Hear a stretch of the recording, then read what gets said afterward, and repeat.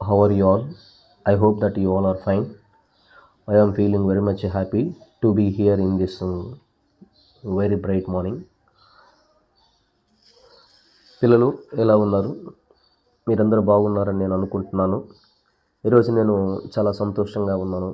మీ మధ్యకు రావడానికి మీకు ఒక కొత్త విషయాన్ని తెలియజేయడానికి. అంటే మీరు చదువుకున్న విషయము ఆల్రెడీ మీ యొక్క స్కూల్స్లో మీకు టీచర్స్ చెప్పి ఉంటారు అని నేను అనుకుంటున్నాను. మరొకసారి నేను ఆన్లైన్ ద్వారాగా మీకు ఈ డెస్క్టాప్ స్నో అనే పోయం గురించి చెప్పాలని నేను అనుకున్నాను. అందుకే ఇప్పుడు ఈ వీడియోను నేను మీకు ప్రజెంటేషన్ చేయబోతున్నాను.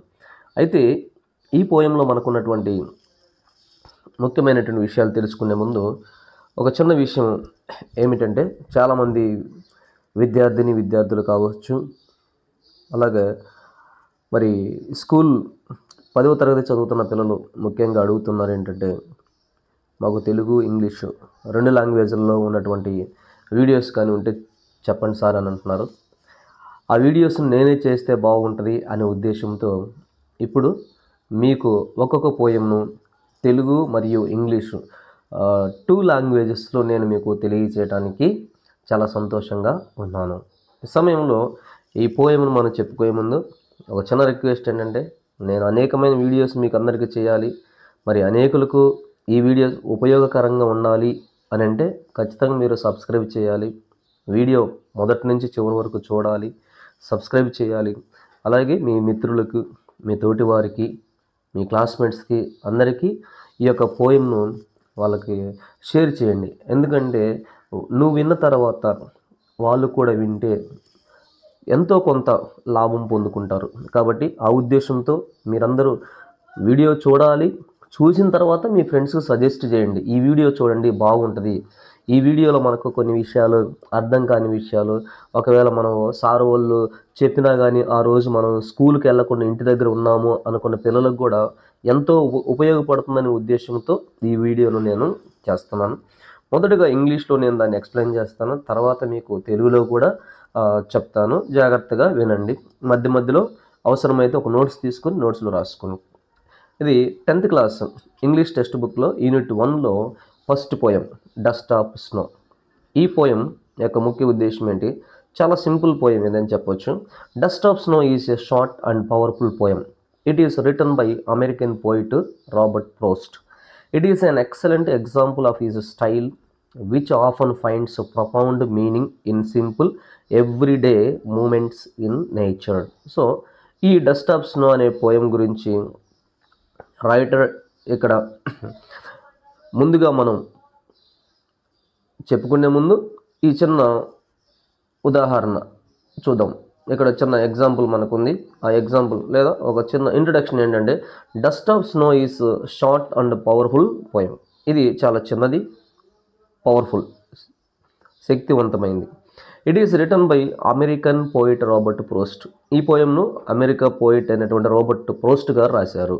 It is excellent example of his style. ఆయన రాసినటువంటి స్టైల్స్లో ఒక మంచి ఉత్తమమైనటువంటి ఎగ్జాంపుల్గా కనపడుతుంది.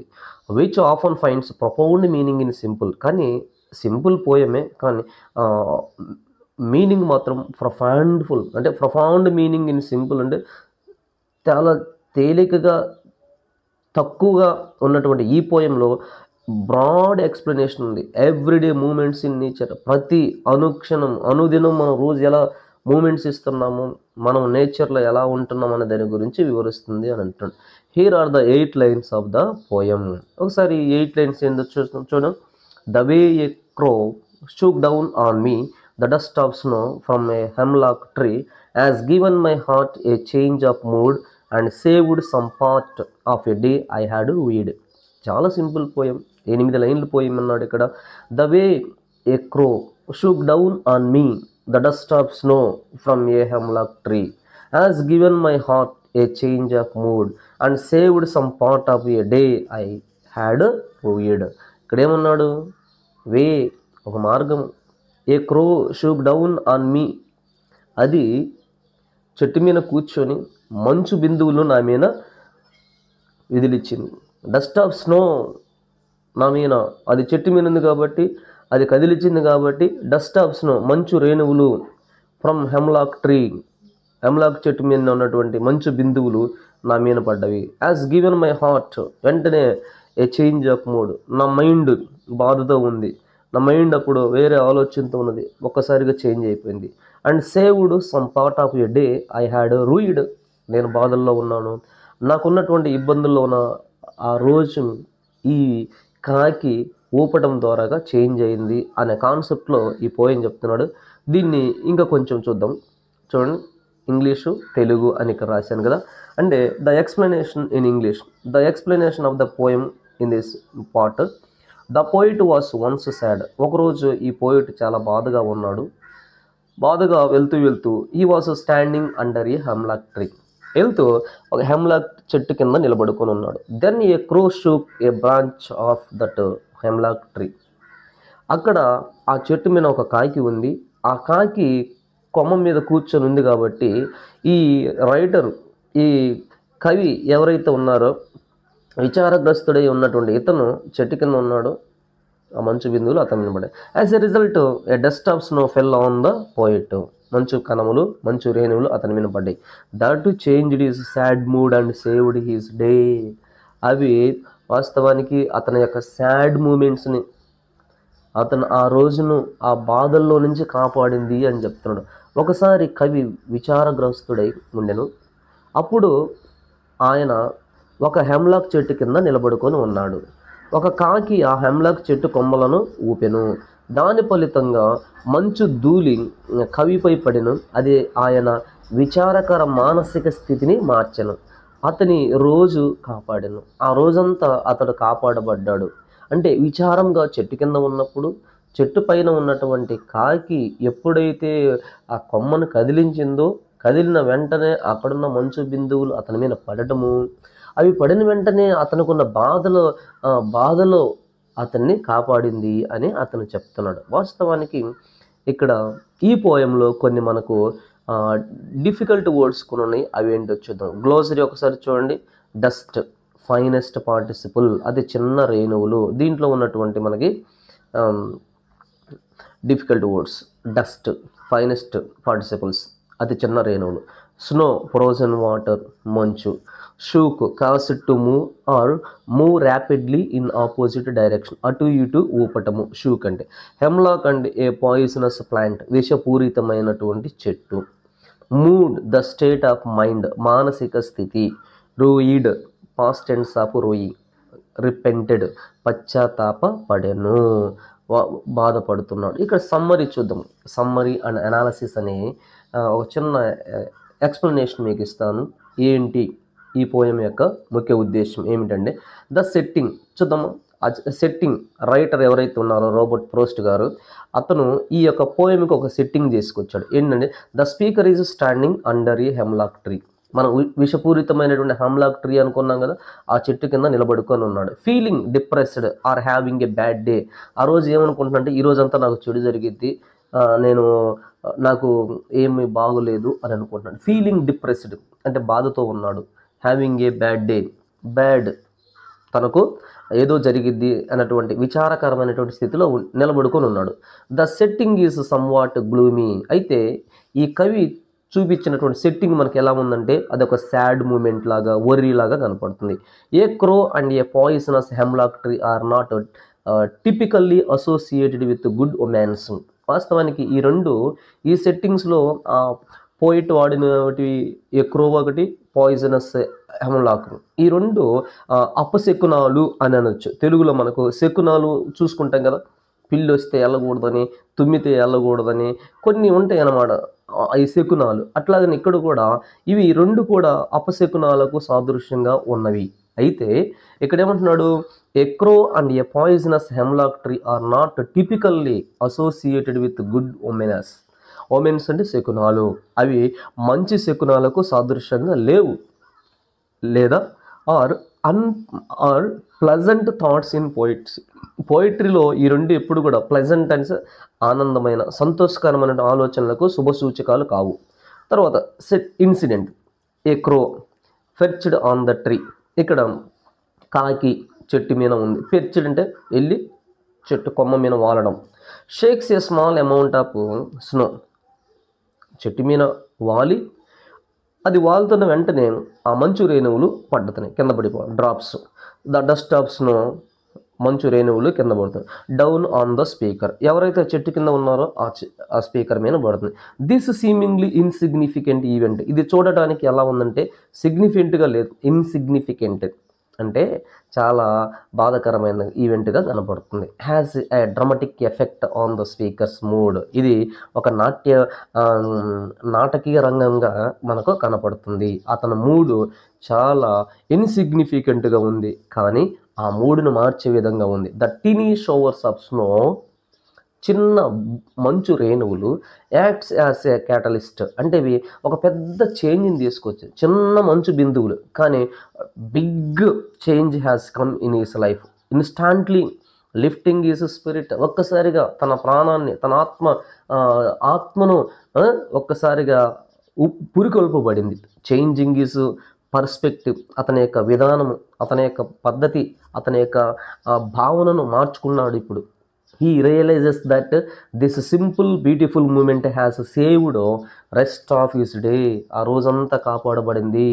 From a being complete worst, అంటే ఈరోజు శుభసూచకము, ఈరోజు అశుభము, ఈరోజు మంచి జరగదు అనుకున్నటువంటి అతని జీవితంలో ఆ మంచు రేణువులు ఒక మంచి జయప్రదమైన శుభప్రదమైనటువంటి రోజుగా అతని లైఫ్లోకి తీసుకొచ్చింది అని అంటాడు. ఇందులో కొన్ని థీమ్స్ మనకున్నాయి, వాటిని కీ థీమ్స్గా చెప్పుకుంటూ వస్తున్నాను. ఇక్కడ చూడండి, the healing power of the nature, అంటే ఇప్పుడు ఆ రోజు చెట్టు కిందకి వెళ్ళాడు, చెట్టు కిందకి వెళ్ళబట్టే కదా అయిపోయాడు. అదేంటంటే healing power of the nature, అంటే నేచర్కు ఏముందంటే స్వస్థపరిచేటువంటి శక్తి ఉంది అంటున్నాడు. The central theme is how even the smallest and most ordinary part of nature can have A significant positive impact on a person's emotions. It shows nature as a source of peace, comfort and renewal. Here ఒకసారి మనం ఇది చూస్తే the central theme ఏమంటున్నాడు తెలుసా? Smallest, చాలా చిన్నది కదా, smallest thing, most ordinary part of the nature, ఒక చిన్నది, నేచర్లో చాలా చిన్న భాగము ఎలా కనపడుతుందంటే can have a significant and positive in fact, ఒక నెగిటివ్ థాట్ను పాజిటివ్ థాట్లోకి తీసుకొచ్చింది. ఆన్ ద పర్సన్స్ ఎమోషన్స్, అతని యొక్క ఒక వ్యక్తి యొక్క ఎమోషనల్ ఫీలింగ్స్ ఏవైతే ఉన్నాయో వాటిని నెగిటివ్ థాట్స్లో నుంచి పాజిటివ్ థాట్లోకి తీసుకొచ్చింది. It shows nature as a source of peace, ఇక్కడ ఏమంటున్నాడు? It shows nature has a peace, it shows nature as a source of peace, nature has a source of comfort and renewal, అంటే లైఫ్లో మంచి జరగటానికి, శాంతి, సమాధానము, యొక్క కొత్త జీవితం రాగలుగుతుంది. Then positive from the negative, చెప్పాను కదా, పాజిటివ్లోకి రావడం, ఎందులో నుంచి? నెగిటివ్స్లో నుంచి.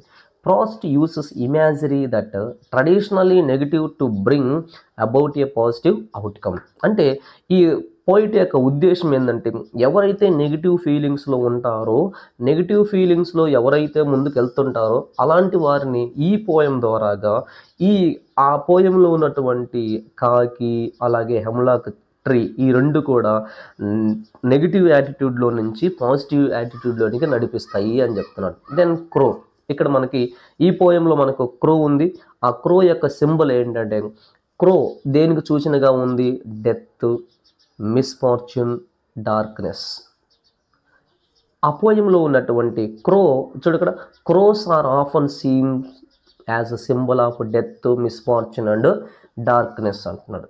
అండ్ హెమ్లాక్ ట్రీస్ కూడా, ఇది కూడా poisonous tree associated with death and decay, ఇది మరణానికి, ఈ రెండు అశుభ సూచనలు, మరణము, అన్లక్, డార్క్, చీకటి, బాధకు సాదృశ్యం.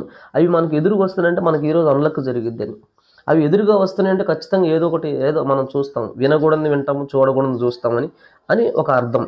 అలాంటి ఫీలింగ్స్లో నుంచి ప్రోస్ట్ గారు ఏమంటారంటే నెగిటివ్ ఆలోచనలో నుంచి పాజిటివ్లోకి తీసుకొస్తుంది ఈ పోయము. బై యూజింగ్ దీస్ ఎలిమెంట్స్ చూడండి, elements, Frost challenges conventional thinking and suggests that we should not be quick judge. అర్థమైందా?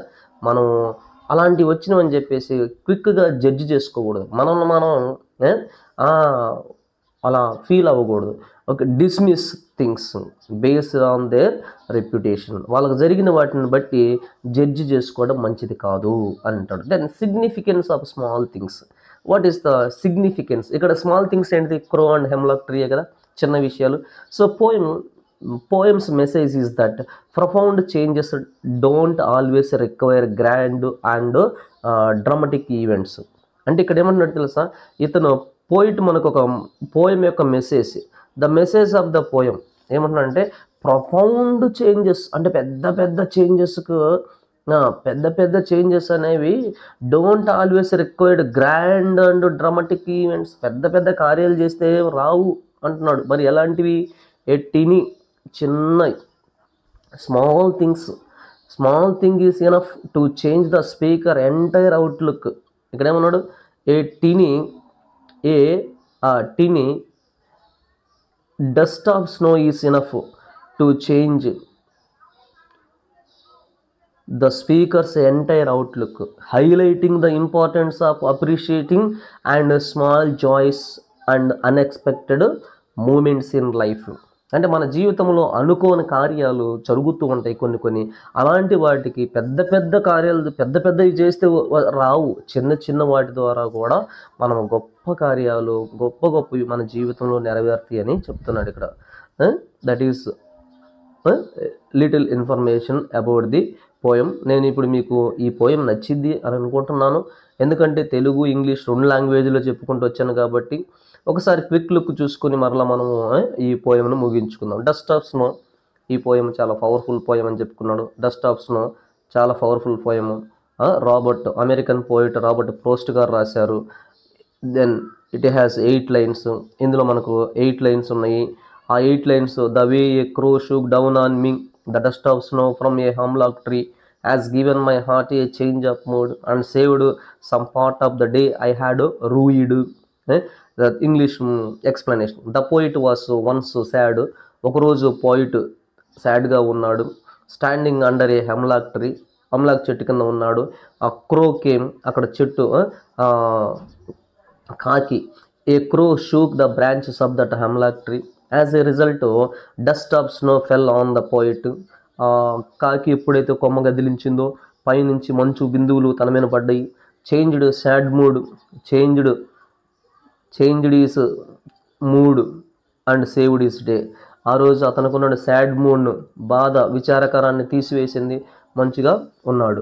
సో తెలుగులో ఒకసారి ఈ కవి చెట్టు కింద ఉన్నాడు. అప్పుడు ఆయన ఒక హెమ్లాక్ చెట్టు కింద నిలబడుకొని ఉన్నాడు. ఎలా? ఏ కవి?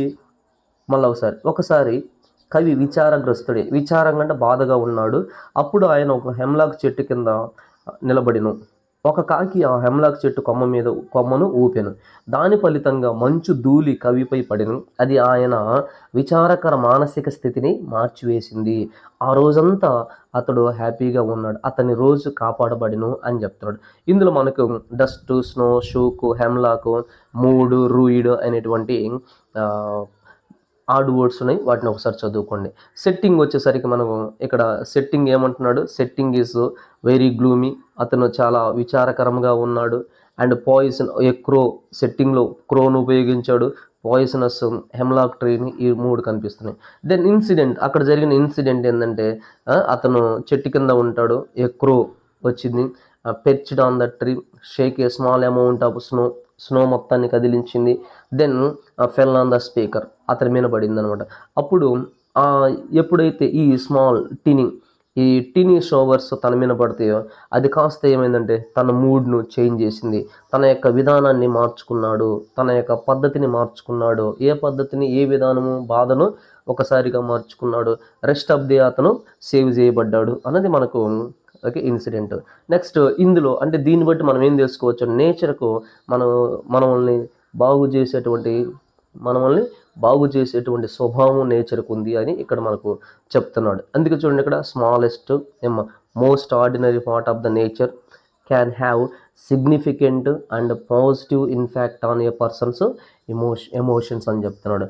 అంతేకాకుండా nature has the source of piece. ఇందులో మనకు పీస్, కంఫర్ట్ అండ్ రెన్యూవల్ అనేవి ఉన్నవి. Next positive attitude and negative attitude మనల్ని పాజిటివ్లో నుంచి నెగిటివ్లో నుంచి పాజిటివ్లోనికి ఈజీగా నడిపించింది. సో ఇందులో మనకి రెండు విషయాలు ఉన్నాయి. ఒకటి క్రో, రెండోది వచ్చి హెమ్లాక్ ట్రీ. ఈ క్రో మనకి సింబల్ ఏంటి, డెత్, మిస్ఫార్చ్యూన్ అండ్ డార్క్నెస్కు సమ్. అండ్ హెమ్లాక్ ట్రీ దేని సాదృశ్యము అంటే హెమ్లాక్ ట్రీ వచ్చేసరికి హెమ్లాక్ ట్రీ పాయిజనస్ ట్రీ అని తెలుసు మనకి. ఇది డెత్, ఇది కూడా డెత్కు సంబంధించింది. డీకే అంటే నాశనం, వినాశనానికి సాదృశ్యంగా ఉంటాయి ఈ రెండు. కానీ ఆ రోజు అతను ఆ చెట్టు వినాశనకరం అంటే విషపూరితమైన చెట్టు కింద ఉన్నాడు, కానీ అతను హాని జరగాలి. కానీ ఆ పైన కాకి, ఈ రెండు కూడా అపశకునాలు అతనికి ఆ రోజు ఎదురుపడ్డాయి. కానీ అతన్ని ఏం చేసినాయి, బాగు చేసినాయి, అతన్ని సేవ్ చేసినాయి. అతడు ఓకే చాలా హ్యాపీగా ఉన్నాడు అనేది ఇది ఒక. Then significant of the small things అంటే ఇక్కడ స్మాల్ థింగ్స్ అంటే చిన్న చిన్న విషయాలు, టీనీ డస్ట్ ఆఫ్ స్నో అనేది చాలు. దేనికి, the entire outlook highlighting the importance of appreciating small joy unexpected moments of life. ఇది main intention of the poem. That's all about the poem. I hope that you have understood the poem. If you don't understand, one more time you can watch. మరోసారి ఈ పోయంను మీరు వినండి, విని చూసి మీ స్నేహితులకు suggest చేయండి. అరే ఈ పోయం మనం నేర్చుకోవాలంటే మనకు బాగా అర్థం కావడానికి మనకు సారు ఇలా చెప్తున్నారు అని మీరు మీ ఫ్రెండ్స్కు తెలియజేస్తారని నేను కోరుకుంటున్నాను. మర్చిపోవద్దు, సబ్స్క్రైబ్ చేయాలి, షేర్ చేయాలి. అలాగే అనేకులు జాయిన్ అయ్యేటట్టు, అనేకులకు ఉపయోగకరంగా మీరు ఉండాలని నేను కోరుకుంటున్నాను. ఇంతటితో నేను ముగిస్తున్నాను. మరొక పోయంతో మీ ముందుకు నేను వస్తాను. అంతవరకు సెలవు. Bye bye.